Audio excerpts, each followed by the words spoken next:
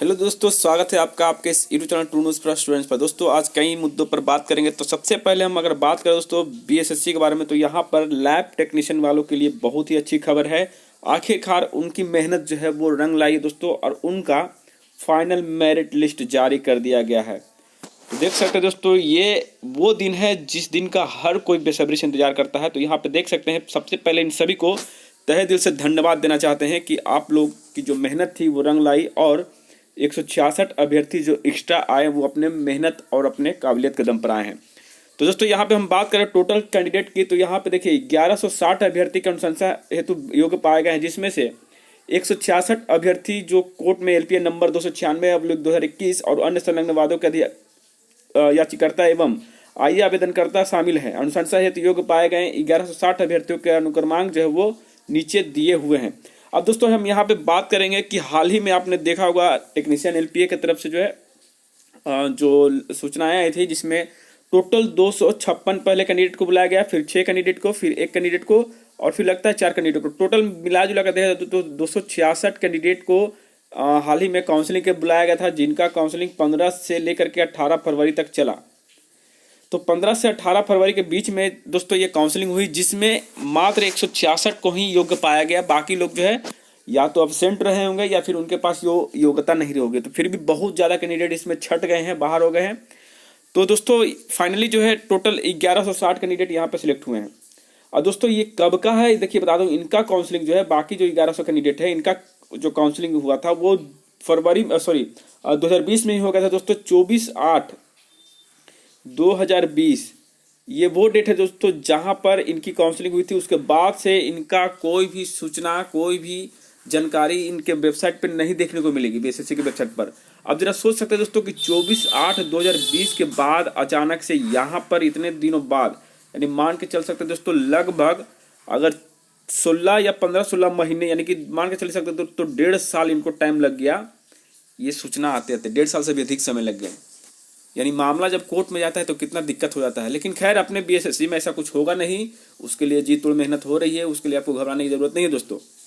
तो जिन भाइयों का इसमें सिलेक्शन हुआ लैब टेक्नीशियन वाले, उन सबको तहे दिल से धन्यवाद, ढेर सारी शुभकामनाएं। और आपका अनुशंसा हो चुका है, अब आपको विभागीय कार्रवाई होगी, विभाग के अनुसार आपको बुलाए जाएंगे, किसी विभाग में आपका सिलेक्शन होना है। ठीक है, चलिए आगे बढ़ते हैं कुछ अन्य खबरों पर। दोस्तों टीचर बहाली वाले छात्रों के लिए भी अच्छी खबर है। यहाँ पे देख सकते हैं 1213 अभ्यर्थियों को नियुक्ति पत्र कल मिलने वाले हैं दोस्तों। तो ये अच्छी खबर हो सकती है कि नहीं हो सकती है, तो चलिए जो भी हो, बहुत ही लंबे समय के बाद इनकी भी नियुक्तियाँ धीरे धीरे होने लगी है, और लगभग इन सभी की जगहों पर कैंप लगने वाले हैं, और उसके बाद इनको जो है वहाँ के जहाँ पर ये लोग जो है काउंसलिंग करवा पाएंगे दोस्तों। तो ये है उनके लिए जो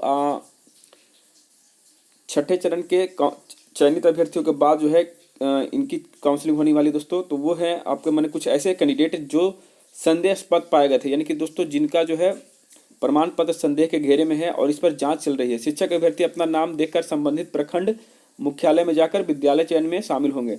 अब दोस्तों शेड्यूल किया गया जारी, तो दोस्तों किस प्रखंड में के लिए कहाँ पर अभ्यर्थी को जाना है, इसके लिए शेड्यूल भी जारी कर दिया गया है। प्राथमिक और मध्य विद्यालय स्तर पर विद्यालय चयन के साथ पटना नगर निगम अंतर्गत स्थित माध्यमिक और उच्च माध्यमिक स्कूलों के लिए भी विद्यालय चयन जो है वो आपका 23 फरवरी को आयोजित किया जाएगा।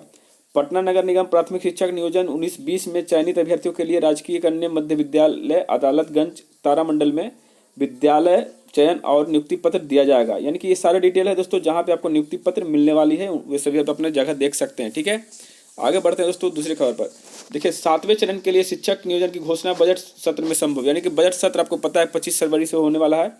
तो उसमें बताया गया कि 7वें चरण के शिक्षक नियोजन की घोषणा हो सकती है, और बहुत प्रतीक्षित 7वें चरण की यह घोषणा संभवतः मुख्यमंत्री नीतीश कुमार करेंगे। हालांकि 7वें चरण के शिक्षक नियोजन 6ठे चरण के शिक्षक नियोजन खत्म होने के बाद ही निर्धारित होगा। तो ये दोस्तों खबर थी, और आगे बढ़ते हैं। देखिए यहाँ पर बात हम करते हैं दोस्तों उन तमाम छात्रों को जिन्होंने एनटीपीसी और रेलवे ग्रुप डी को लेकर के जो आंदोलन किए थे। तो पुलिस की कार्रवाई पर आंदोलन की चेतावनी। तो दोस्तों ये बात यह है कि एनटीपीसी छात्र आंदोलन में शामिल स्टूडेंट पर कार्रवाई शुरू हो गई है।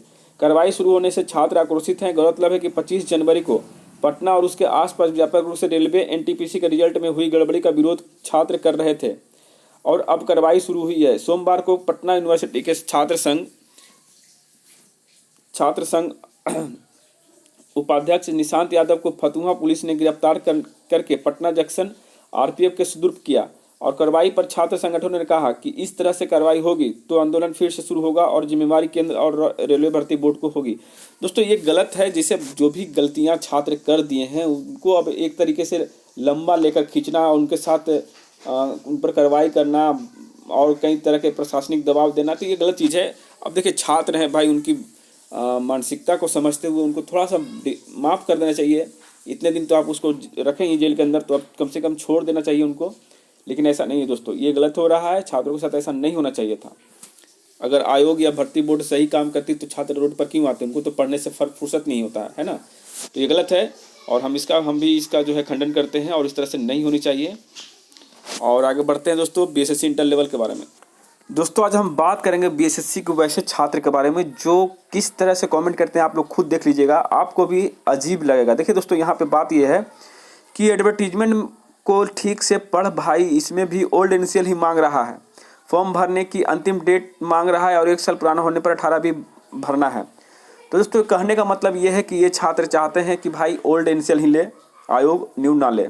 आगे बढ़िए दोस्तों, तुम लोग केस करके तो हो गया। चलिए, गलत तरीके से समझा कर न्यू इनिशियल वालों को खुश क्यों कर रहे हो। इसमें भी बीएसएससी फॉर्म अप्लाई करने का लास्ट डेट तक इनिशियल मांगा है और लास्ट डेट से 1 साल पहले की स्थिति में 18 भी फॉर्म भरवाने की बात किया है। यानी कि मैं यही कहूँ, मैंने न्यू इनिशियल वालों को खुश ना करूँ, डायरेक्ट बोल दूँ कि न्यू इनिशियल नहीं लेगा, यही कहूँ है, ये कहने का मतलब है। यूट्यूब पर अपने को बीएसएससी का जज है। और देखिए आगे देखिएगा, न्यू इनिशियल हर हाल में वैलिड होगा, बाकी जिनको झूठे सपने देखना है देखो, और उसके बाद तो आप लोग नहीं पढ़ सकते हैं। कुछ लोगों को लग रहा है कि न्यू इनिशियल वालों को बाहर करे और उनका मेरिट आराम से बने। देखिए दोस्तों, ये वह छात्र हैं जो न्यू इनिशियल के सपोर्ट में है और ये होना भी चाहिए। बीएसएससी के वैकेंसी को प्लानिंग टीम फंसा दिया। खैर, प्लानिंग टीम का नाम मत लो यार, ऐसा तो अपने में भी लिखा था, लेकिन कुछ लोगों की ज़्यादा होशियारी के कारण मामला फंसा दिया गया। प्लीज़ हनुमान जी, चलिए हनुमान जी तो कुछ करेंगे नहीं, जो करेंगे बीएसएससी आयोग जी करेंगे। इसमें भी तो 4/12/19 का ही डिमांड किया है, सेम यही तो इंटर लेवल में भी था। बुर्बक हैं आप। न्यू एनसीएल तो ऑल के पास होगा नहीं तो जस्ट न्यू एनसीएल तो ऑल के पास होगा नहीं तो जस्ट ही बना लेगा, फिर फॉर्म भी क्यों भरने बोलता। दोस्तों देखिए, ये सब जो बातें हैं ना, ये सब कहीं ना कहीं छात्र को अपने आप के मतलब इस कमेंट से समझ में आता है कि छात्र कितने बटे हुए हैं। दुनिया क्या बांटेगा भाई, तुम लोग खुद बांट चुके हो, कोई ओल्ड पर कोई न्यू पर चले गए हो। तो ओल्ड वाले चाहेंगे कि न्यू एनसीएल माने ना हो और न्यू वाले चाहेंगे कि मेरा मान हो जाए। तो धरती का बोझ तो आप लोग खुद हैं। अब इसमें दूसरा कोई क्या हेल्प करेगा। सरकार भी देख रही है कि चलो सब अपना ही में लड़ रहा है। अरे भाई, आप लोग देखे होंगे मुख्यमंत्री का जो जनता दरबार है, ठीक है ना, जनता दरबार। तो जनता दरबार में बीएसएससी का एक भी स्टूडेंट गया है? हजारों में संख्या, 12,000 13,000 काउंसलिंग करवा लिए हैं। जनता दरबार में आज तक गए हैं अपने मुद्दे को लेकर के? आज नहीं, छोड़ो ना यार, कभी भी गए हो तो जब निकल नहीं सकते हो तो काहेला चुतुर चुतुर करते हो। दिमाग का दही बना देंगे बाबू। ज़्यादा यहाँ पर कमेंट लिखने से कोई फ़ायदा नहीं। अनसब्सक्राइब करके निकल जाओ कल्टी मार के यहाँ से। चलो, जय हिंद, जय भारत।